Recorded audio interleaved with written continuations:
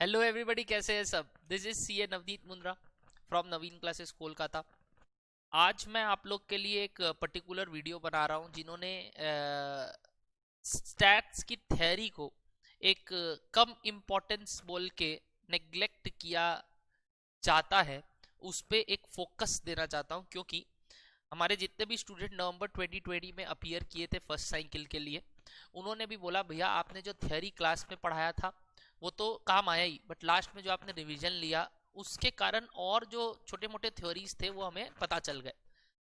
और काफी काफी काफी पोर्शन थ्योरी से आते हैं, जैसे मैंने यहाँ लिखा भी है 22 to 25 मार्क्स आपका थ्योरी से आता है। यानी आप देखेंगे कि 22 से 25 मार्क्स आपका थ्योरी के ऊपर बहुत ज्यादा फोकस्ड रहता है।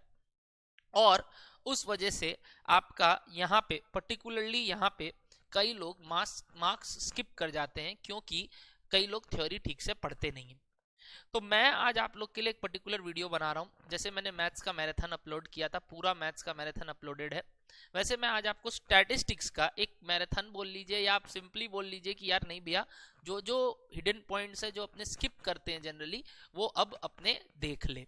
तो मैं आपको आज पूरा का पूरा जितना हिडन पॉइंट्स है स्टैटिस्टिक्स के ऊपर सब कवर करवाऊंगा, ठीक है। तो गौर से सुनिएगा इस वीडियो को, क्योंकि ये आपको 22 से 25 नंबर फेच कर सकता है 40 नंबर में, जो आपका स्टैटिस्टिक्स का पोर्शन है। मैं इस पूरे वीडियो में एक ही चीज यूज करने वाला हूँ, ICAI मटेरियल, क्योंकि उससे बेस्ट कुछ नहीं है। अगर अपने उसका कोना कोना पढ़ ले तो अपना मैक्सिमम चीज कवर हो जाएगा और अपने वहीं से स्कोप समझ सकते हैं एग्जाम हॉल में पूछने का। नवंबर 2020 में जब नवीन क्लासेस ने CA फाउंडेशन पढ़ाया था, तो हमारे यहाँ से कई बच्चों ने एग्जाम जो दिया और डेफर किया। तो जितने लोग ने भी दिया दे are very much satisfied, but फिर भी मैथ्स का paper was a bit technical November 2020 में। बट फिर भी जब दिसंबर में एग्जाम हुए थे अपना मैथ्स का, तो भी काफ़ी बच्चों ने बहुत अच्छा करके आए हैं और वो होप भी कर रहे हैं वंडरफुल मार्क्स के लिए, लाइक 90 प्लस भी। तो वो जब आएगा तब आपको मैं अपडेट करूंगा कि किनका कितना नंबर आया, कौन कौन अच्छा किए, कौन कौन ने 60 अबव लाया, बीन नॉन मैथ स्टूडेंट्स भी, वो सब आपको बताया जाएगा। और सेकंड साइकिल भी अभी जब हो रहा है जनवरी में 21 तारीख से जो एग्जाम है, उनके लिए तो ये वीडियो बहुत इंपॉर्टेंट है, क्योंकि मैं पूरा का पूरा स्टैट्स कवर करवा रहा हूँ आपको, थ्योरेटिकल पोर्शन। प्रैक्टिकल पोर्शन आज नहीं बताऊंगा क्योंकि वो क्लास में बहुत बार हो चुका है। मेन जो मुद्दा है जो छूट जाता है हमेशा कि यार भैया फोकस नहीं किया जाता क्लास में भी, चाहे वो मैं भी हूँ, क्योंकि वो इतना रटने वाला बात होता है या फिर मोटा मोटी कंसेप्चुअल ऐसा होता है कि क्लास के दौरान हो ही जाता है, बट फिर भी वो छोटे मोटे टॉपिक से क्वेश्चन पूछ लेता है ICAI, वो अपने जरूर से जरूर आज कवर करेंगे। तो this video will be very much important for number 1 January cycle 21, यानी जनवरी में जो लोग 21 में एग्जाम दे रहे हैं सेकेंड साइकिल एंड ऑनवर्ड्स, ठीक है। तो इसके बाद तो अब हम लोग ABTF के साथ वापस से एसोसिएटेड है, तो आप लोग को जब लाइव क्लासेस होंगी या जिनका मई में एग्जाम है, तो उनके लिए तो मैं वापस से वीडियो लूंगा ही है, तो उनके लिए वापस से वीडियो होगा। बाकी अभी ये जनवरी 21 के लिए फोकस्ड है, ठीक है। चलिए आगे बढ़ते हैं जनवरी 21 के लिए। पहले क्योंकि आपका एग्जाम अभी है 10 दिन में, आप लोग मेरा बात ध्यान से सुनिएगा कि मैं इसमें पूरा स्टैट्स का थ्योरी कवर करूंगा। तो चलते हैं सबसे पहले चैप्टर वाइज। सबसे पहला अपना चैप्टर है, जैसे इंस्टीट्यूट की किताब में स्टैट्स के अंदर स्टैटिस्टिकल डिस्क्रिप्शन ऑफ डेटा, और उसके बाद है आपका मेजर ऑफ सेंट्रल टेंडेंसी, फिर डिस्पर्जन, फिर आपका है probability, theoretical distribution, correlation, regression, index number and time series. तो मैं सबसे पहले फोकस करूंगा आपको लाइन से statistical description of data. Very very very very important chapter for theory purpose, not practical purpose, क्योंकि इससे मैं देख रहा हूं 2 से 3 मार्क्स का अडेप्टेड क्वेश्चंस आ रहे हैं, 2 to 3 मार्क्स के थियरी क्वेश्चंस ही आएंगे, इससे प्रैक्टिकल आने का चांस नेग्लिजिबल, ठीक है।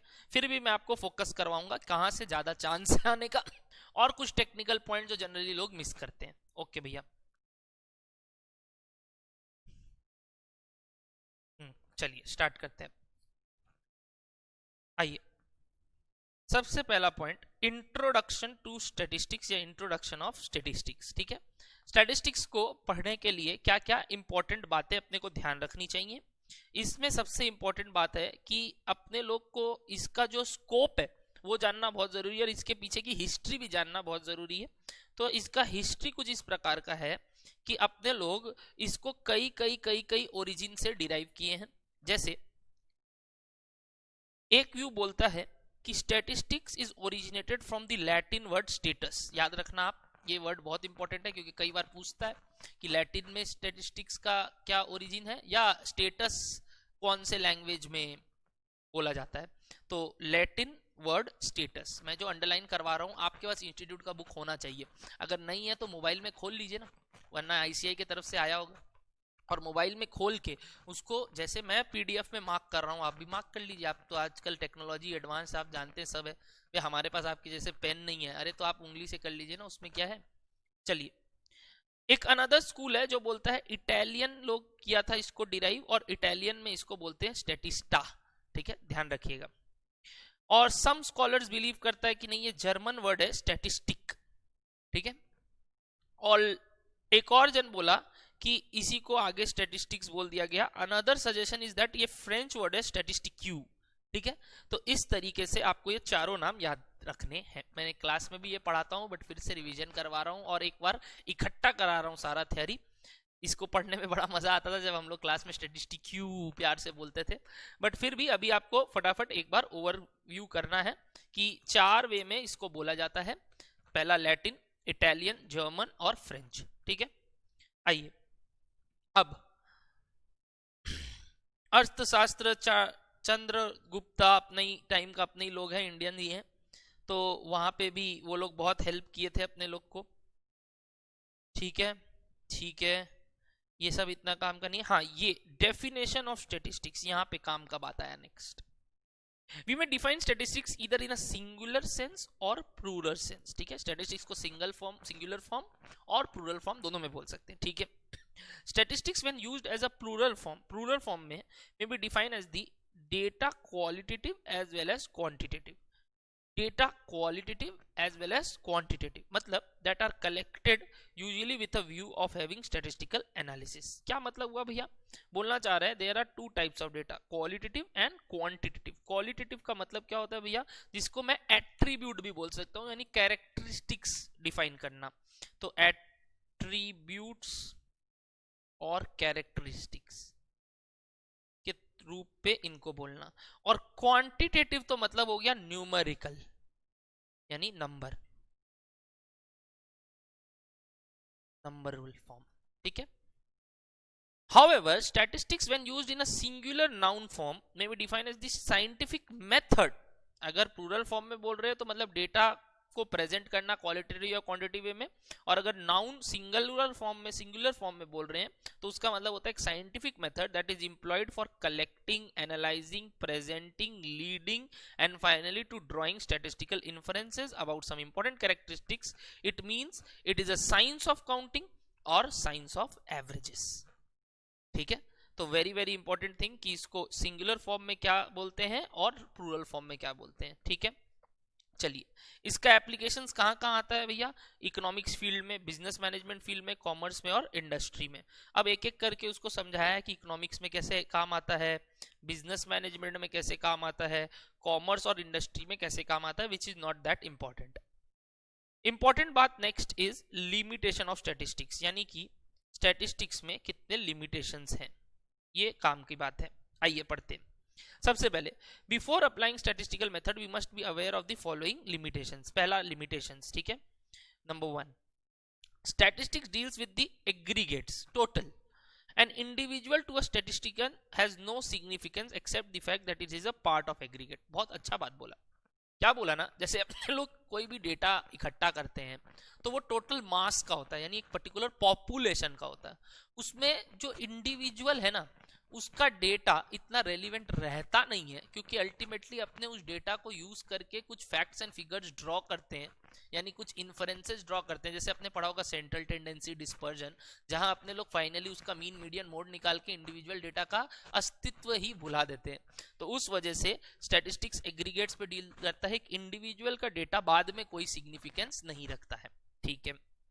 Next point, statistics is concerned with quantitative data, however qualitative can also be converted into quantitative provided a numerical description to the corresponding quantitative data। बिल्कुल सही बात बोला भैया, आपने बोला कि क्वालिटेटिव और क्वांटिटेटिव दोनों है, बट आप जज करते हो जब आप क्वालिटेटिव को, जैसे आप डांस शोज में देखो, जब भी आप कोई को जज करते हो आप उसको गुड बैड वर्स्ट बोलते हो, या आप नंबर्स देते हो उसको कि 10 में 8, 10 में 9, 10 में 10, 10 में 1, 10 में 2। जज उसको रैंकिंग देते हैं, यानी अल्टीमेटली नंबर्स के द्वारा ही उनको वापस से कैलकुलेट किया जाता है। तो क्वालिटेटिव डेटा को भी वापस से क्या कर दिया जाता है, न्यूमेरिकल वे में रिप्रेजेंट किया जाता है। तो ज्यादातर क्वांटिटेटिव डेटा ही स्टैटिस्टिक्स यूज करता है, चाहे क्वालिटेटिव हो उसको फिर क्वांटिटेटिव में। जैसे अपने रेस्टोरेंट्स भी जाते हैं आजकल तो वो बोलता है rate from 1 to 10, excellent, poor, ये सब, ठीक है। आइए next, further projections of sales, production, prices and quantity are possible under specific set of condition. If any of these condition is violated, projections are likely to be inaccurate. क्या बोलना चाह रहे हैं कि जो अपने सर्टेन अजम्पशंस लेके चलते हैं और सर्टेन एस्टिमेशंस लेके चलते हैं वो एक्यूरेट हो जरूरी नहीं है। Statistics is based on estimates and are not that much accurate, क्योंकि एक एस्टिमेशन किया जाता है एक पर्टिकुलर कंडीशंस को लेके, यानी एक, जैसे आप बचपन में पढ़ते थे ना इकोनॉमिक्स में, सेटिरस पेरिबस, कि अदर थिंग्स रिमेनिंग कांस्टेंट, वैसे ही स्टैट्स भी वही बोलता है कि अगर ये फिक्स है तो ये होगा। तो अगर वैसा कुछ एक भी फैक्टर इधर उधर हो जाए तो स्टैटिस्टिक्स का भी डेटा इधर उधर हो जाता है, तो वो एक लिमिटेशन है, ठीक है। नेक्स्ट, यानी कि वो फोरकास्ट करता है, इस वजह से उसका एक्यूरेसी कम है। The theory of statistical inference is built upon random sampling, correct again। जैसे सेंसस का कैलकुलेशन है, ऐसे थोड़ी हर घर में जाके ये लोग कैलकुलेट करता होगा। ये लोग एक रैंडम एक जगह गया, अगर वहां 50 घर है तो 20-25 घर में घुसा, एक अंदाजा लगाया और डबल कर दिया। 25 घर में घुसा तो बोला 50 घर में मोटा मोटी इसका डबल होगा, बट एग्जैक्ट हो जरूरी नहीं है, यानी सैम्पलिंग के कारण एरर अराइज होता है। If the rules of the random sampling are not strictly adhered to, मतलब उस पे नहीं फॉलो किया जाए, then the conclusion drawn on the basis of the unrepresented samples, correct, जो रिप्रेजेंट नहीं हुआ था उस सैंपल्स का जो अपने कंक्लूजन ड्रॉ कर देते हैं वो गलत हो सकता है। In other words, the expert should be consulted before deciding the sampling scheme। बहुत इंपॉर्टेंट है भैया, तो पॉपुलेशन का ही कर दो, उसमें टाइम ज्यादा लगेगा, कॉस्ट ज्यादा लगेगा, रिसोर्सेज ज्यादा लगेगा, तो एक प्रॉपर वो कॉस्ट बेनिफिट एनालिसिस हो उसके लिए बहुत बहुत बहुत स्मार्टली बिहेव करना पड़ता है स्टैटिस्टिक्स में, और यही उनके कुछ लिमिटेशंस हैं। Done everyone? ओके, नेक्स्ट आते हैं कलेक्शन ऑफ डेटा पे। Very very important, collection of data. Data को अगेन अब क्या कर रहे हैं, we may define data as a quantitative information about some particular characteristics under consideration, ठीक है। बट जबकि मैंने आपको बोला था कि क्वालिटेटिव और क्वांटिटेटिव में डिफरेंस है, बट स्टैटिस्टिकल अल्टीमेटली सबको किस में कन्वर्ट कर देता है, क्वांटिटेटिव डेटा में, याद है अभी, ठीक है। क्वांटिटेटिव डेटा को अपने क्या बुलाते हैं, वेरिएबल, करेक्ट, ये वर्ड आपको जानते हैं। क्वांटिटेटिव डेटा को क्या बुलाते हैं, वेरिएबल। अब ये वेरिएबल दो टाइप का हो सकता है, वेरी वेरी इंपॉर्टेंट, डिस्क्रीट और कंटिन्यूअस, जो अपने प्रोबेबिलिटी में सीखे थे। डिस्क्रीट मतलब सर्टेन वैल्यू लेगा और कंटिन्यूअस मतलब एक रेंज के बीच में लाई करेगा, वही लिखा हुआ है यहाँ। When a variable assume a finite or a countable infinite, infinite भी हो सकता है, of isolated value is known as discrete value. Example जैसे मैंने आपको दिया था पेटल इन फ्लावर्स, अब वो गिनते गिनते गिनते गिनते number of misprint in a book contains the number of road accidents in a particular locality and so on. मतलब इन्फिनिटी भी हो सकता है, जैसे number of stars in the universe, number of students in a classroom, ठीक है। A variable on the other hand is known as continuous if it can assume from a given interval, value from a given interval, एक range, जैसे कि height, weight, sales, profit, investments, wages, salary etcetera, ठीक है। तो ये दो हो गया क्वांटिटेटिव। अब क्वालिटेटिव को जैसे मैंने आपको बोला एक एट्रीब्यूट बुलाते हैं, यानी कि कैरेक्टरिस्टिक, जैसे gender of a baby, male female, nationality of a person, Indian, Australian, American, जो भी, the colour of a flower, red, blue, orange, जो भी आर एग्जांपल ऑफ एट्रीब्यूट्स, ठीक है। We can broadly classify the data as primary और secondary. Data को दो part में ब्रेक किया, पहला अलग तरीके से क्वांटिटेटिव क्वालिटेटिव। क्वांटिटेटिव को न्यूमेरिक डेटा बोलते हैं, यानी वो डिस्क्रीट हो सकता है, कंटिन्यूअस हो सकता है, और क्वालिटेटिव को क्या बुलाते हैं, एट्रीब्यूट्स या कैरेक्टरिस्टिक्स। अब अपने ब्रॉडली डेटा को अगर क्लासिफाई करना है तो दो तरीके से कर सकते हैं, प्राइमरी और सेकेंडरी, ठीक है। अब प्राइमरी का मतलब क्या होता है भैया? प्राइमरी का मतलब सिंपली क्या हो गया, जो अपने लोग मेन तरीके से निकाले, यानी आंखों देखा हाल, खुद से जाना हुआ हाल। और सेकेंडरी डेटा मतलब किसी फैक्ट्स या फिगर्स पे भरोसा करना। ठीक है भैया, ठीक है भैया। देखो, the data which are collected from first time by an investigator or agency, first time जो पहली बार होता है, are known as primary data, whereas the data is known to be secondary if it has been already collected and are used by different person or agency। मतलब कोई fact जो already लिखा हुआ कहीं से यूज करना या खुद ही खोज करना उसका पहली बार, उसको प्राइमरी बोलते हैं। और अगर कोई रेफरेंस लेते हैं कहीं से तो उसको सेकेंडरी बोलते हैं। तो उसका एक एग्जाम्पल दिया है, आप पढ़ सकते हैं, कोई दिक्कत नहीं है। The following methods are employed for collection of primary data। अब प्राइमरी डेटा कलेक्ट कैसे होता है, वेरी वेरी इंपॉर्टेंट। पहला मेथड है इंटरव्यू मेथड, खुद जाके इंटरव्यू लेना। मेल्ड क्वेश्चनएयर मेथड, मेल करके क्वेश्चनएयर भर दिया कि ये बताओ। ऑब्जर्वेशन मेथड, आंखों देखा हाल, देख के समझना। और क्वेश्चनएयर फील्ड एंड सेंड बाय इन्यूमरेटर्स, मतलब एक क्वेश्चनएयर बना दिए, उसको भेज दिया और बोले फिल करके लाओ। यानी मेल्ड क्वेश्चनएयर और ये दोनों थोड़ा सेम टाइप का है। और इंटरव्यू बात करने का हो गया और ये देखने का हो गया, ऑब्जर्वेशन। ठीक है, अब देखो interview method can again be divided into कितना मेथड की, पर्सनल इंटरव्यू ले रहा है 1-on-1, इनडायरेक्ट इंटरव्यू ले रहा है या टेलीफोनिक इंटरव्यू ले रहा है। इनडायरेक्ट इंटरव्यू मतलब पता नहीं है, बहुत लोग भी है और इनडायरेक्टली पूछ रहा है, इसके थ्रू उससे पूछवाया। और टेलीफोनिक मतलब फोन करके। ठीक है, अब नीचे एक एक के ऊपर बताया है। In personal interview method the investigator meets the response directly, खुद बात करता है, और collect the information there and from them, मतलब वहीं पे उनसे इंफॉर्मेशन लेता है। जैसे साइक्लोन हो रहा है, तो जब साइक्लोन हो रहा है, उड़ता हुआ लोग को पूछ रहा है, भैया यहाँ कब आया था साइक्लोन, बताएंगे कितना देर पहले आया था। अरे मजाक कर रहा हूं। हाँ, अब नेक्स्ट टेलीफोनिक, पर्सनल इंटरव्यू हो गया ना। Indirect interview where the investigator collects the necessary information from the person associated with the problems, और उसके बाद जाके पूछना जो लोग उससे घातक होके निकले हैं, इनडायरेक्टली पूछना उन लोग से कि क्या हुआ था यहाँ पे, जो लोग फंसे थे वो कहाँ हैं। और टेलीफोनिक इंटरव्यू सबसे क्विक और नॉन एक्सपेंसिव वे है, क्योंकि इसको फटाफट पूछ सकते हैं, very important, quick and non expensive way to collect primary data where the relevant information can be gathered by researcher himself by contacting the interviewee over phone. The first two methods, though more accurate, are incapable for covering a large area, whereas the telephonic is less consistent, had a wide coverage. Obviously हम हर जगह जाके पहुंच नहीं सकते, तो वो coverage कम है but accurate ज्यादा है, और टेलीफोनिक में कवरेज ज्यादा है, थोड़ा less consistent.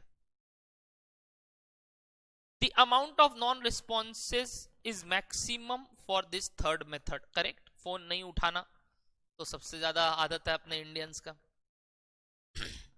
The mailed questionnaire method comprises of framing a well-drafted and soundly sequenced questionnaire covering all the important aspects of the problem under consideration and sending them to the respondents with a prepaid stamp after providing all necessary guidelines for the filling up the questionnaire। मतलब क्या बोल रहा है, एक well draft, soundly sequenced, all important accepts of the problem को मैंने note down कर दिया कि ये बताओ, ये जैसे हम लोग गूगल फॉर्म्स भरवाते हैं, तो वैसे ही गूगल फॉर्म्स जैसे हो गए हैं, वैसे और भी क्वेश्चनर फॉर्म्स होते हैं जिसमें पहले से प्रीपेड स्टैंप रहता है, अगर वो कहीं जाता है तो। जैसे ऑनलाइन का जमाना नहीं था, पहले ऑफलाइन का जमाना था, तो और उसके बाद उसको भर के मंगवाते हैं। Although a wide area can be covered using the mailed questionnaire, the amount of non-responses is likely to be maximum, क्योंकि हो सकता जिन लोग तक पहुंचे ही नहीं, और पहुंचे तो वो लोग वापस भेजे नहीं हम लोग को। In observation method, data are collected as a case obtaining the data on the height and weight of the group of the student, direct observation और using instruments, मतलब खुद से आंखों देखा हाल, नापा हुआ हाल, अपने आप ऑब्जर्व किया हुआ हाल। Although this likely to be the best method of collection, आराम से best method of collection, it is time consuming, laborious and covers only a small area। तो बेस्ट मेथड कौन सा है कलेक्शन का, ऑब्जर्वेशन मेथड, ध्यान से याद रखिएगा। But it is time consuming, laborious and covers only a small area. Questionnaire form of data collected is usually for large inquiry person who are surveyed. Enumerator collects information directly by interviewing the person having the information. Questions are explained and hence the data is collected. Not so important. अपने लोग का main बात था कि mail observation method is the most important method, best method. Next आता है sources of secondary data. जैसे आप जानते हैं कि काफी इंटरनेशनल इंस्टीट्यूट्स है, इंडियन इंस्टीट्यूट्स है, गवर्नमेंट बॉडीज है और काफी इंस्टीट्यूशंस हैं जो डेटा प्रोवाइड करते हैं. जैसे सोर्स में अपने लिखते हैं ना कि यहाँ से उठाया, आजकल तो गूगल जिंदाबाद है, तो उन सबको सेकेंडरी डेटा बोलते हैं. वेरियस नाम है, WHO जैसे आप जानते हैं, वर्ल्ड हेल्थ, सॉरी ये क्या बोलते हैं आपको, अपने लोग इसको अपने ऑलरेडी इसको इकोनॉमिक्स में पढ़े हुए थे, वर्ल्ड हेल्थ ऑर्गेनाइजेशन और लेबर ऑर्गेनाइजेशन और इंटरनेशनल मॉनेटरी फंड और आपका वर्ल्ड बैंक एक्सेट्रा, बहुत सारे नाम है. आप इनका फुल फॉर्म इकोनॉमिक्स में जानते होंगे, मैं भी थोड़ा बहुत जानता हूं तो बोल दिया, वैसे कई है, आप पढ़ लीजिएगा. अब आता है नेक्स्ट, डेटा को स्क्रूटिनी करना. स्क्रूटिनी मतलब एकदम जांच पड़ताल करना, ठीक है. Since the statistical analysis are made only on the basis of data, it is necessary to check whether the data under consideration are accurate as well as consistent or not. मतलब data collect हो गया, अब उसको check करना, scrutinise करना. No hard and fast rules can be recommended for scrutiny of data. One must apply his intelligence, patience, experience while scrutinizing the given information. इसके लिए कोई रूल नहीं होता, ये इसके लिए सिर्फ एक्सपीरियंस काम आता है, प्रेजेंस ऑफ माइंड काम आता है, उसका दिमाग का क्वालिटी काम आता है और उसका लेवल ऑफ पेशेंस काम आता है. Errors in the data may be crept in while writing or copying the answers on a part of enumerators. हो सकता है कुछ गलती हो जाए उतारने में, लिखने में. A keen observer can easily detect the type of the error. जो ध्यान से पढ़ता है, एकदम कीन है, ध्यान से देखता है, वो पकड़ लेगा तुरंत से वो गलती. Again, there may be two or more series of figures which are in the same way or other related to each other. If the data of all the series are provided, they may be checked for internal consistency. As an example, if the data for population, area and density for some places are given, we may verify whether they are internally consistent by examining whether the relation density is equal to area by population holds. मतलब अपने कहीं से density का data देख लिए, कहीं से area का निकाले और कहीं से पॉपुलेशन का निकाले. अब अपने को डेंसिटी का मैच करना है तो ऑब्वियसली एरिया बाय पॉपुलेशन करने से डेंसिटी मैच होना चाहिए. ठीक है भैया, चेक हो जाएगा. तो उस तरीके से अपने चेकिंग कर सकते हैं. अब आते हैं नेक्स्ट बात, प्रेजेंट कैसे करें डेटा. स्क्रूटिनाइज हो गया, ठीक हो गया, अब बताओ प्रेजेंट कैसे करें. तो प्रेजेंटेशन का काफी मेथड है, प्रेजेंटेशन का काफी मेथड है. जैसे कि सबसे पहला वे है, यहां ध्यान दीजिए, नीटली होना चाहिए, वो सब ज्ञानबाजी है. मेन यहां है कि डेटा में भी क्लासिफाइड एज क्रोनोलॉजिकल वे में निकालना, जियोग्राफिकल वे में लिखना, क्वालिटेटिव या क्वांटिटेटिव. जैसा मैंने आपको बोला, जैसे यहां देखिए सक्सेसिव टाइम पॉइंट्स और इंटरवल्स टाइम सीरीज डेटा बोलते हैं. जैसे सीए फाइनल लास्ट 20 इयर्स का डेटा है कि नहीं, एग्जाम का डेटा, वैसे को टाइम सीरीज एक पर्टिकुलर टाइम के लिए 2011 से 2015 का प्रॉफिट बताओ. ठीक है. जियोग्राफिकल अपने जानते हैं कि इस एरिया में कितने लोग सीए बने या कितने लोग एग्जाम दिए, कलकत्ता का क्या हाल है, बिहार का क्या हाल है, वगैरह वगैरह. Next, data classified respect to attribute is known as qualitative. जैसा मैंने आपको बोला, height, weight, profit, salary etcetera is quantitative और smoking habit, nationality, gender etcetera are qualitative. Data में भी further classified into frequency data and non frequency data. जैसे आपने जानते हैं नंबर ऑफ टाइम्स अगर ऑकर होता है तो उसको फ्रीक्वेंसी डेटा बोलते हैं. एक पर्टिकुलर डेटा अगर एक से ज्यादा बार ऑकर होता है तो फ्रीक्वेंसी हो जाता है, और नहीं होता है तो नॉन फ्रीक्वेंसी डेटा होता है. The qualitative data as well as quantitative data belongs to the frequency group, where the time series data and geographical data belongs to non frequency group. ठीक है. आइए, the mode of presentation of data. ध्यान रखिएगा, frequency data में कौन कौन आ गया, क्वालिटेटिव क्वांटिटेटिव को फर्दर फ्रीक्वेंसी डेटा में डिवाइड किया गया, और नॉन फ्रीक्वेंसी को किसको किस में आ गया, टाइम सीरीज डेटा यानी क्रोनोलॉजिकल और जियोग्राफिकल. ठीक है. दूसरा नाम भी ऊपर था, जरूर से जरूर याद रखिएगा. अब जब डेटा को आप प्रेजेंट कर चुके हैं, तो क्लासिफाई कर चुके हैं, प्रेजेंट कर चुके हैं, स्क्रूटिनाइज कर चुके हैं, तो अब उसको दिखाना होगा, प्रेजेंट करना होगा. प्रेजेंट करने का 3 तरीका, टेक्सचुअल, टैब्यूलर और डायग्रामेटिकल. सबसे बेस्ट तरीका कौन सा है भैया, टैब्यूलर. ठीक है. आइए पढ़ते हैं. Textual presentation. टेक्सचुअल प्रेजेंटेशन मतलब भैया कि यहाँ पे अपने लोग किस तरीके से एक टेबल टेक्स्ट में इसको पूरा लिख के डेटा को प्रेजेंट कर सकते हैं। Presenting the data with the help of paragraph और नंबर ऑफ पैराग्राफ्स, ठीक है, उसको बोलते हैं टेक्सचुअल प्रेजेंटेशन। ठीक है, जैसे यहाँ पे पूरा एक प्रेजेंटेशन दिया हुआ है आपको बड़ा सा इन्वर्टेड कॉमा के अंदर। ठीक है, the merit of this mode is, मतलब इसका बेनिफिट क्या है कि ये सिंपल होता है, एक लेमैन भी इसको समझ सकता है।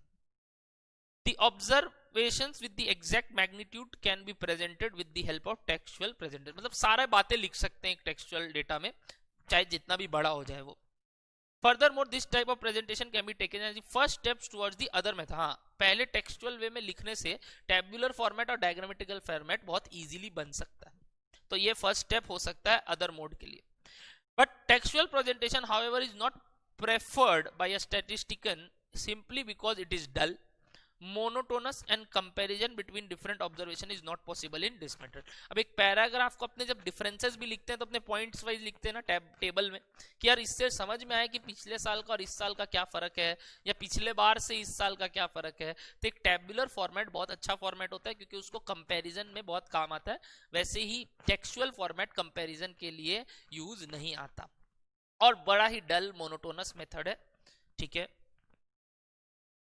For main folded classification this method can not be recommended, यानी जब अपने लोग आगे बढ़ेंगे, याद रखना ये वाला very important for theory, very very very very important for theory, main fold classification. आइए दिखाता हूं आप लोग, ये देखिए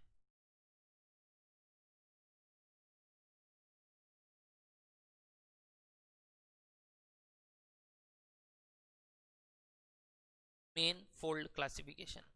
If a population is divided into number of mutually exclusive classes according to some given characteristic and then each class is divided into further, इसको बोलते हैं मेन फोल्ड क्लासिफिकेशन। मतलब एक के अंदर के अंदर के अंदर के अंदर के एक टूटना, जैसे अपने लोग चार्ट्स बनाते थे ना बचपन में, देखो दिखाता हूं आप लोग को।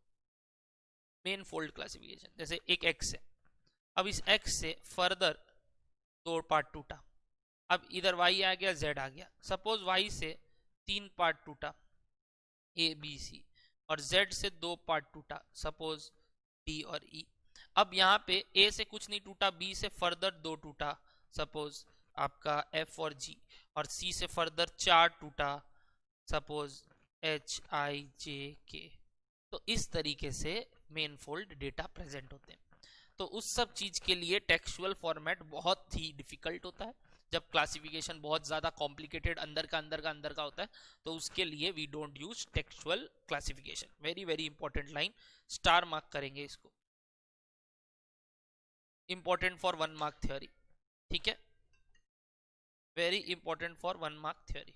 ओके, टेब्युलर प्रेजेंटेशन और टेब्युलेशन।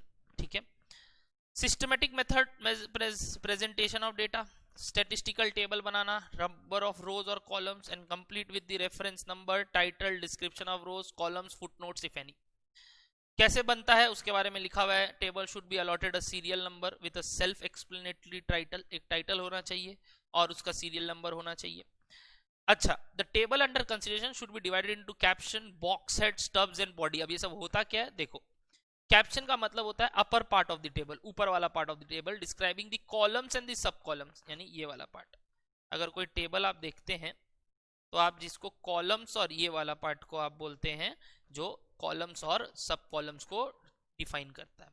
ठीक है, उसको क्या बोलते हैं भैया, कैप्शन। ठीक है, box head is the entire upper part of the table which includes column, सब कॉलम नंबर्स, यूनिट्स और measurement along with the captions, यानी ये वाला पूरा पार्ट आ जाएगा जितना यूनिट्स के बारे में बात कर रहा है, ये हो गया box head.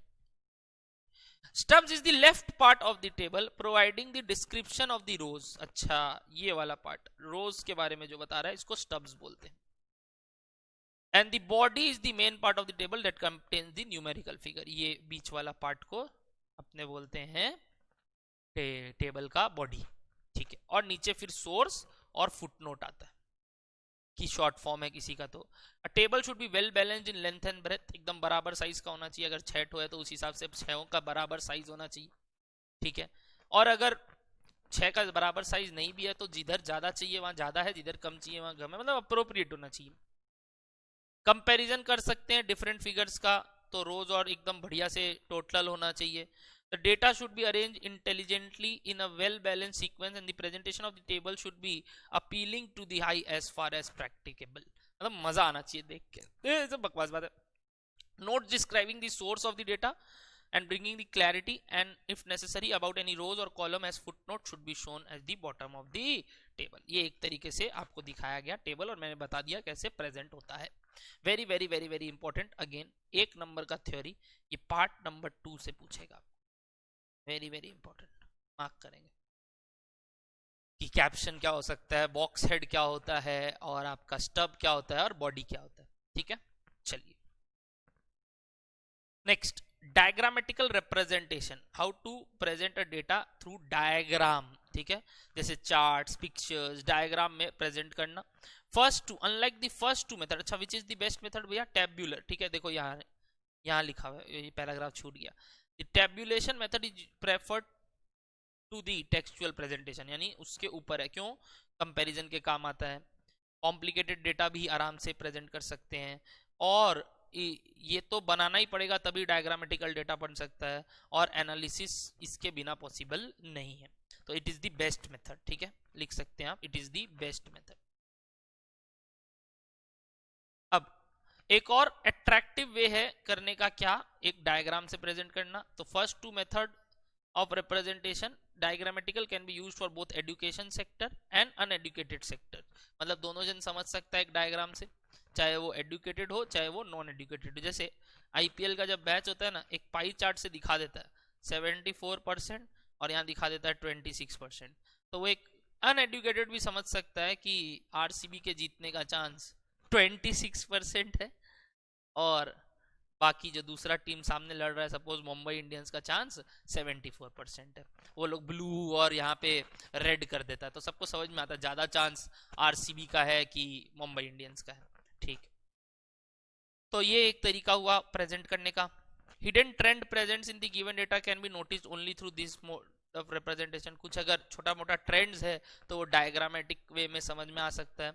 However, compared to tabulation, it is less accurate. So, if there is priority for accuracy, we recommend tabulation. यानी tabulation method is the best method. अब डायग्राम कैसे कैसे बन सकता है? लाइन डायग्राम बन सकता है, बार डायग्राम बन सकता है, और पाई चार्ट बन सकता है. ठीक है, लाइन डायग्राम मतलब भैया, जैसे लाइन डायग्राम देखो मैं आपको बना के दिखाता हूँ. यहाँ पे बनाया हुआ है, नहीं बनाया हुआ है, तो मतलब आपके इतने काम का नहीं है. कैसे बनता है? बार डायग्राम है जो लाइन डायग्राम आपका बनाया हुआ है. बस एक क्या हो गया, कोई भी 2009 का डेटा लिखे, 10 का डेटा लिखे, 11 का डेटा लिखे, ऐसे सबका डेटा लिख दिए, और फिर सारे बुलेट्स को, दो बुलेट्स को जोड़े. ऐसे नहीं कि एक साथ ऐसे कर्व, ना कर्व नहीं बनाना है, पहले दो को जोड़ना है, यानी स्ट्रेट लाइंस बनाना है आपको. तो भैया ये तो अटपटा बनेगा. हाँ, अटपटा बनेगा, बट इसको स्ट्रेट लाइंस की तरह दो बुलेट्स को जोड़ना है. इसको बोलते हैं लाइन डायग्राम. ठीक है, तो इसको ये कंटिन्यूअस हुआ.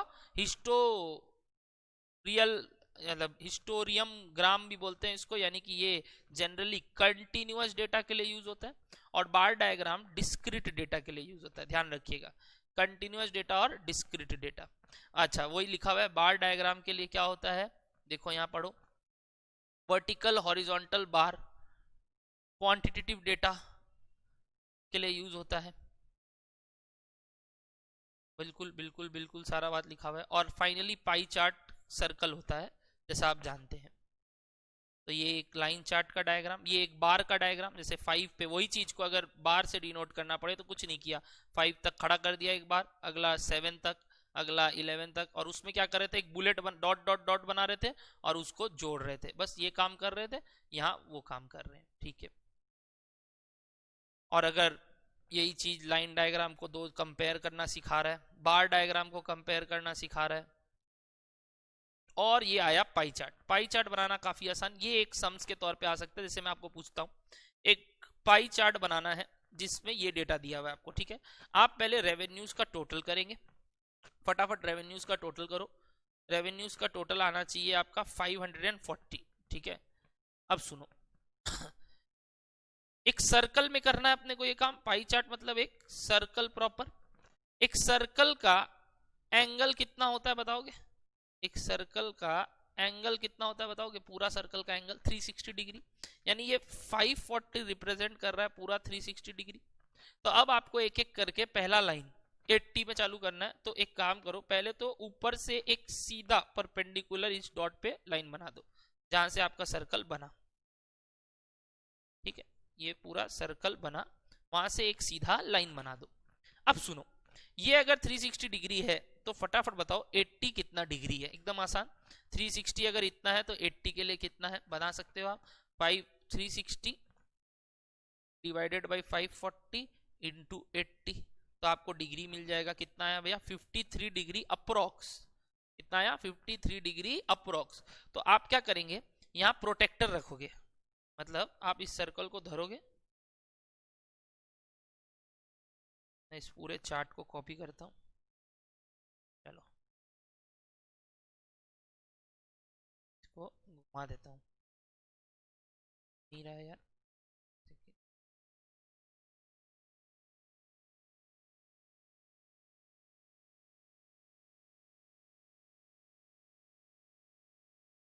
सपोज इस चार्ट को अपने या इस लाइन को अपने यहाँ से ही रखते हैं, अपने इसको ऐसे समझ लेते हैं कि ये अपने काम का इस तरीके से है। सपोज लाइन मिटा देता हूँ सर्कल का, एक सेकेंड रुको, वापस से सर्कल बना देता हूँ। ठीक है भैया, इतना स्मूथली कैसे बन रहा है आपका? ये मिडिल पॉइंट है, सर्कल को बड़ा कर दिया थोड़ा, अब ये मिड पॉइंट है सपोज, और मैं यहाँ से एक स्ट्रेट लाइन बना दी परपेंडिकुलर, चलेगा? ये मिड पॉइंट है।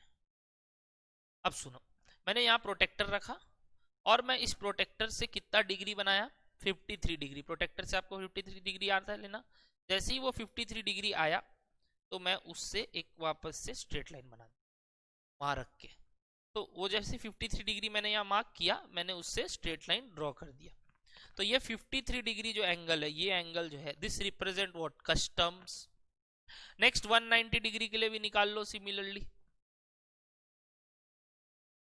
तो आपका 190 के लिए आएगा 127।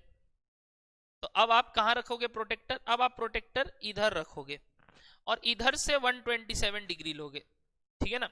तो 90 डिग्री एकदम परपेंडिकुलर होगा, तो 127 और थोड़ा इस तरफ चला जाएगा, यानी करीब करीब इस तरीके से बनेगा। तो इस तरीके से आप टोटल टोटल टोटल टोटल निकालते चलोगे। तो ये तरीके से आपका यहाँ पे आ गया नया वाला डिग्री 127। इस तरीके से आपका सर्कल कंप्लीट हो जाएगा। अच्छा, लास्ट वाला मिसलेनियस जो 35 है वो ऑटोमेटिक बन जाएगा, क्योंकि जब आप लास्ट वाला बनाएंगे तो आपको मैच करना होगा कि ये 35 आ रहा है कि नहीं, यानी इन डिग्री का टोटल अल्टीमेटली 360 होना चाहिए। तो भैया हमारे ये काम का क्यों है? आ सकता है आपको अलग से डिग्री निकालने या वैल्यू निकालने, डिग्री दिया हुआ है और आपको वैल्यू पूछ ले, या वैल्यू दिया हुआ है आपको डिग्री पूछ ले, तो कैसे निकालना है समझ में आ गया? तो यहाँ 1 नंबर का प्रैक्टिकल क्वेश्चन आ सकता है। प्लीज इस एग्जाम्पल को इंस्टीट्यूट के बुक को रेफर कीजिएगा, पढ़ाने नहीं आएगा, हाँ डिग्री या फिर वैल्यू निकालने आ सकता, तो वो मैंने सिखा दिया। ठीक है भैया, thank you very much. Frequency distribution, frequency distribution बोल के एक और टॉपिक है जो बोलता है एक फ्रीक्वेंसी को कैसे डिस्ट्रीब्यूट किया जाए। This is a very very easy topic जो मैंने ऑलरेडी आपको पढ़ा दिया था सेंट्रल टेंडेंसी डिस्पर्जन में। कैसे भैया? आपने बोला था कि फ्रीक्वेंसी कैसे फॉर्म होता है, आइए दिखाते हैं। अच्छा, टैली करना आता है आपको? टैली ये छोड़ो, टैली का कोई काम नहीं है आपको, टैली मार्किंग काम का नहीं है।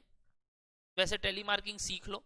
अगर कभी भी प्रिंटिंग मिस्टेक, जैसे कि ऊपर देखते हैं सम्स, जैसे लिखा हुआ है यहाँ देखो कि 30 पन्ना को अपने रिव्यू किए, अब मिस्टेक्स यहाँ लिखा हुआ है कि 30 पन्ना में कितना मिस्टेक्स था। 30 पेजेस में 0 मिस्टेक्स कितने थे? देखो 1 2 3 4, तो ठीक है ना? जैसे जैसे 0 है 5, तो 0 मिस्टेक्स के आगे लिखोगे, पहले 1 मिला, फिर दूसरा मिला, तीसरा मिला, चौथा मिला, चौथा मिलने के बाद पांचवा लाइन नहीं होता, पांचवा इसको काटता है ऐसे, तो भैया छठा के लिए वापस एक लाइन आएगा, देखते हैं कोई है तो ये 0 का टैली बन गया। और ये इस तरीके से जब आप देखो तो मतलब कितना एरर्स था? 5 एरर्स, सॉरी 0 एरर्स कितने थे पन्ना में? 5 पन्ने में 0 एरर्स थे। ठीक है, नेक्स्ट 1 1 2 3 4 5, अगेन 1 भी 5 है, तो वापस 1 के आगे देखो वैसा ही साइन होगा। अच्छा 2 देखो, 2 1 2 3 4 5 6 है, तो देखो 6 कैसे बना, पहले 5 कंप्लीट हुआ फिर वापस 1, तो 6 हो गया। वैसे 3 भी 6 था, 4 खाली 4 था, 5 2 था और 6 2 था।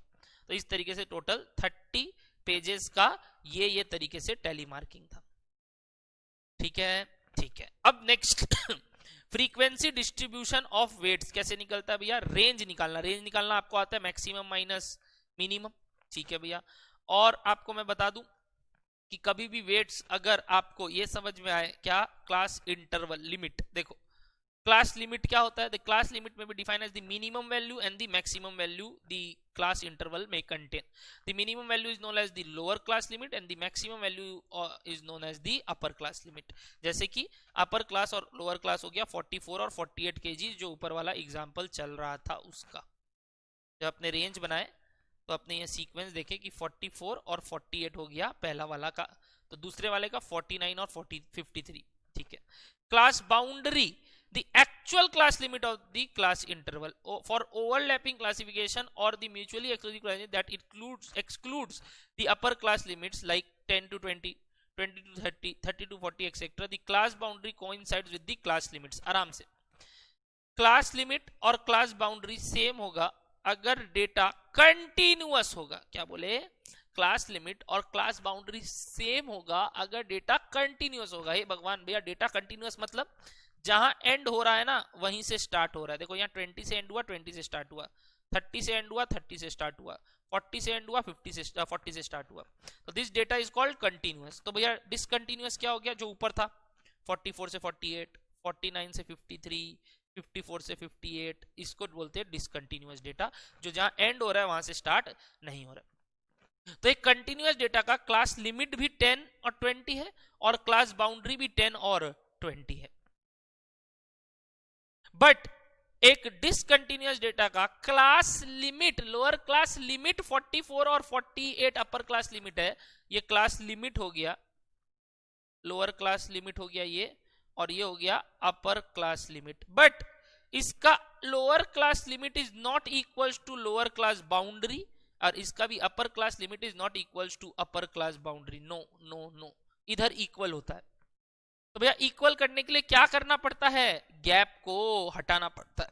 तो गैप कैसे हटता है भैया, जितने का भी गैप है, जितने का भी गैप है, जैसे यहाँ 1 का गैप है, अगर 2 का गैप हो, 3 का गैप हो, जितने का भी गैप हो, उस गैप को दोनों को बराबर हिस्सा बांट के करीब पहुंचाते हैं। जैसे कि यहाँ 1 का गैप है, तो 1 का गैप है मतलब इसको बोलेंगे तुम आधा बढ़ आगे और इसको बोलेंगे तुम आधा पीछे जा। जैसे अगर 2 का गैप होता तो उसको बोलते 1 आगे जा, उसको बोलते 1 पीछे आ। तो अपर लिमिट को 1 से बढ़ाना, मतलब जितना गैप है उसका आधा से बढ़ाना, और 49 को यानी lower limit of the next class को उसको गिराना आधा से। तो देखो यही बात बोला है, डिफरेंस बाय 2 से माइनस करना, लोअर क्लास लिमिट को माइनस करना, लोअर क्लास लिमिट को, हर एक लोअर क्लास लिमिट को माइनस करना, किससे, डिफरेंस डिवाइडेड बाय 2 से, गैप या फिर डिफरेंस डिवाइडेड बाय 2 से, और अपर क्लास लिमिट को जोड़ना डिफरेंस प्लस 2 से। तो भैया अब जैसे कि ये कितना हो गया, अब जैसे कि अगर मैं इसको कैलकुलेट करूं तो ये हो गया 43.5 से लेके 48.5, ये हो गया 48.5 से लेके 53.5, ये हो गया 53.5 से लेके 58.5। बस इसको बोलते हैं अब डेटा बन गया अगेन कंटिन्यूअस। बट इसका लोअर क्लास लिमिट क्या था 44, लोअर क्लास बाउंड्री क्या है 43.5, अपर क्लास लिमिट क्या था 48, किंतु अपर क्लास बाउंड्री क्या है 48.5। कंटिन्यूअस के केस में दोनों सेम होता है, बट क्लास बाउंड्री अगर डिसकंटिन्यूअस डेटा है तो ऐसे निकलता है। भैया ऐसा करते क्यों है, डेटा कंटिन्यूअस बनाना पड़ता है ताकि उसका मीडियन और मोड निकल सके। मीन के लिए आपको डेटा को कंटिन्यूअस बनाना जरूरी नहीं है, बट फिर भी क्योंकि बाकी दो के लिए बनाते हैं तो मैं प्रेफर करता हूं जब भी डेटा है आप उसको पहले क्या बना दो, कंटिन्यूअस। मतलब मीन के लिए नेसेसरी नहीं है, बट बाकी दोनों के लिए तो नेसेसरी है।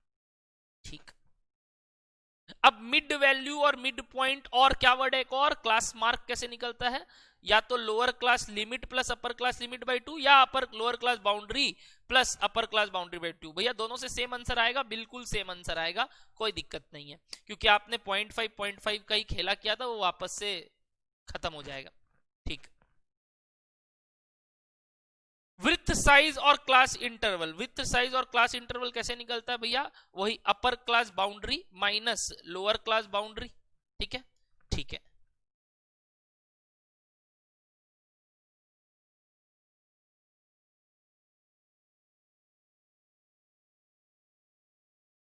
क्यूमुलेटिव फ्रीक्वेंसी टोटल करना कोई भी फ्रीक्वेंसी का, जैसे ये देखिए ये बाउंड्री है, एक बाउंड्री ले लिया, क्लास बाउंड्री कितना है 43, लोअर बाउंड्री सबका लिख लिया, लोअर क्लास बाउंड्री सबका लिख लिया। अब लेस देन फ्रीक्वेंसी मतलब इससे कम कितना है, 0 लोग है क्योंकि स्टार्ट इधर से हुआ है। इसके और इसके बीच में कितने लोग थे, 3 लोग थे।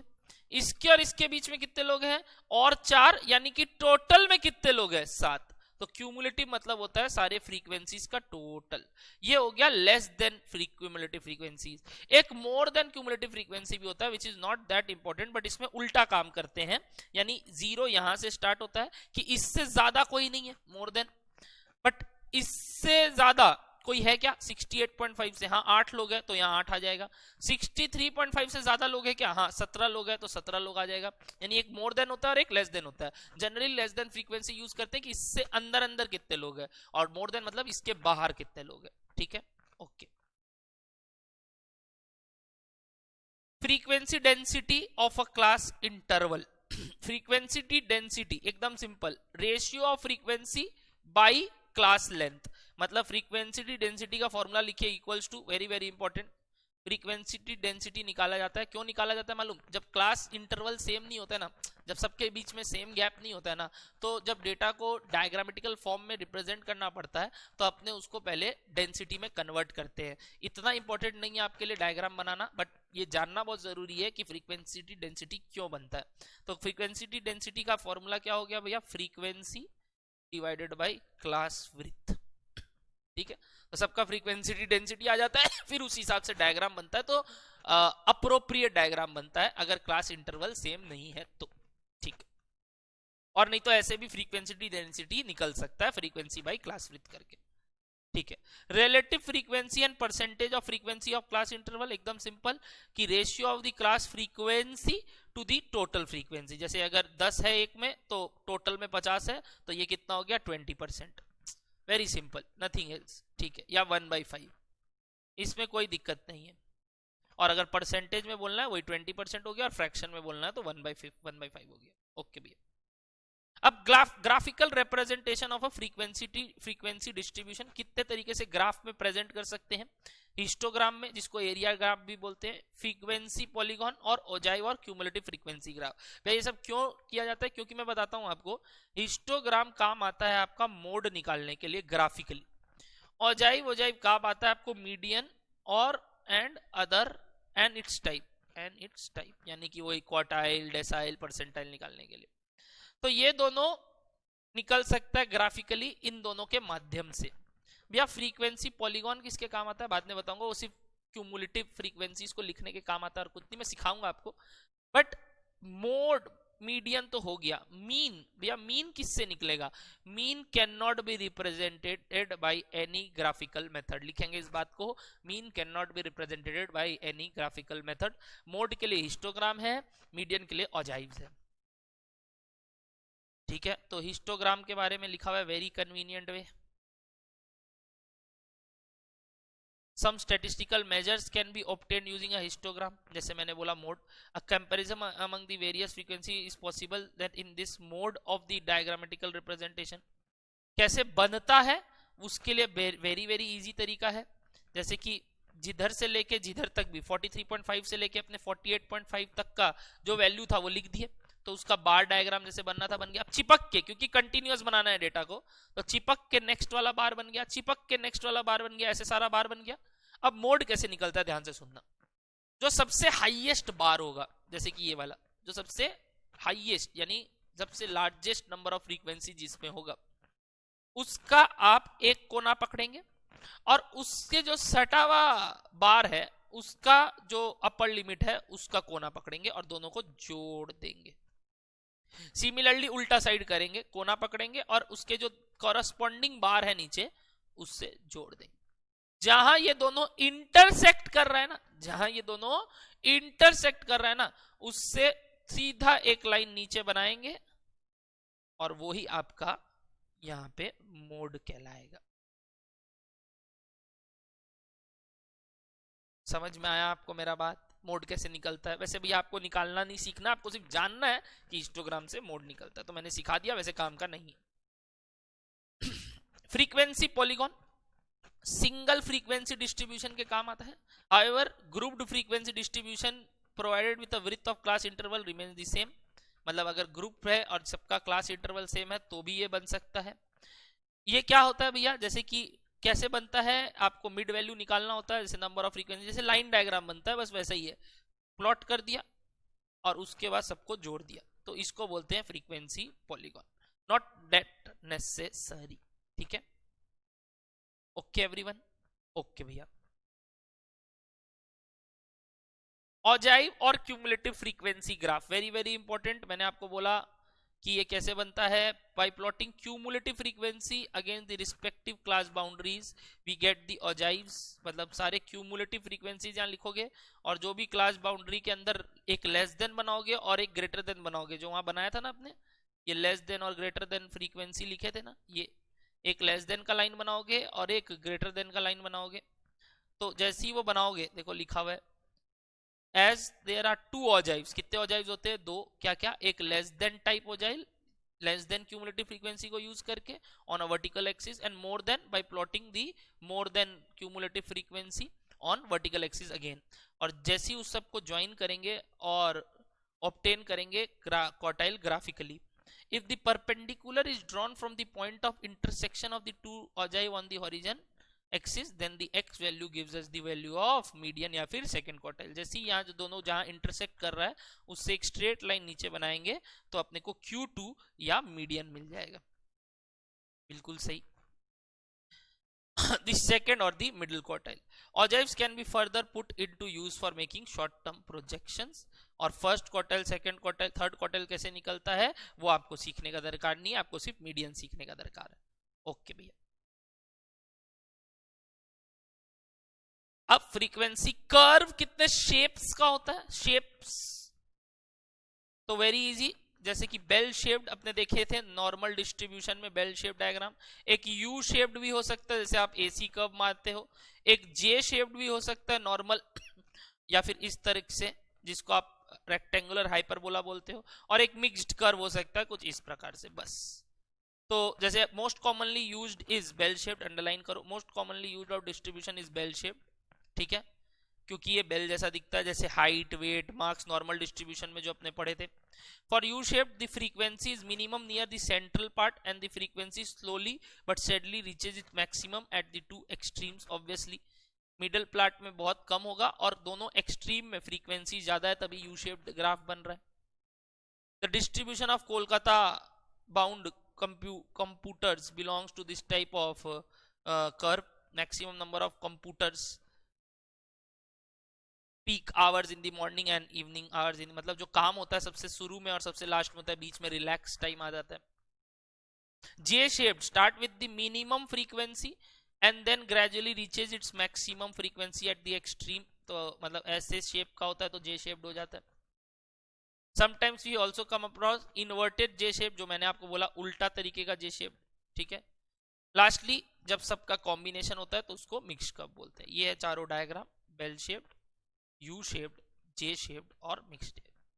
And this completes the first chapter, statistical description of data का full theory, जो आज तक लोग वेट करते थे यार कोई तो बताए कोई तो बताए, मैंने पूरा कवर करा दिया।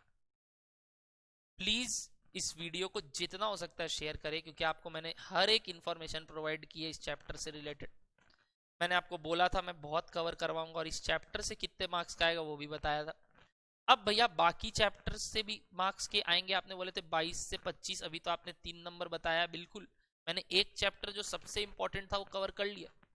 अब जो बाकी के चैप्टर्स है वो तो प्रैक्टिकल ओरिएंटेड थ्योरी और नॉन प्रैक्टिकल ओरिएंटेड थ्योरी दोनों आते हैं, जो मैंने क्लास में भी कवर करवाया है, बट फिर भी मैं अगेन आपको वो पार्ट भी कवर करवाऊंगा। This is the first part जिसमें मैंने स्टैटिस्टिकल डिस्क्रिप्शन ऑफ डेटा को पूरा कवर करवा दिया। प्लीज इस वीडियो को लास्ट तक सुने और अगला वाला पार्ट के लिए इंतजार करें। मैं ये सब अगला वाला पार्ट ऑलरेडी क्लास में कराया हूँ, तो जो मेरे स्टूडेंट्स हैं, जितने लोग ने नवीन क्लासेज या एबीटीएफ में पहले ट्यूशन लिया हुआ है, आप लोग को दिक्कत नहीं होगा, आप लोग का क्लास में वो पार्ट किया हुआ है। बट जो लोग और वेट कर रहे हैं, कमेंट बॉक्स में मेरे को बताओगे तो मैं नेक्स्ट पार्ट बनाऊंगा। Okay, thank you very much, bye bye everybody.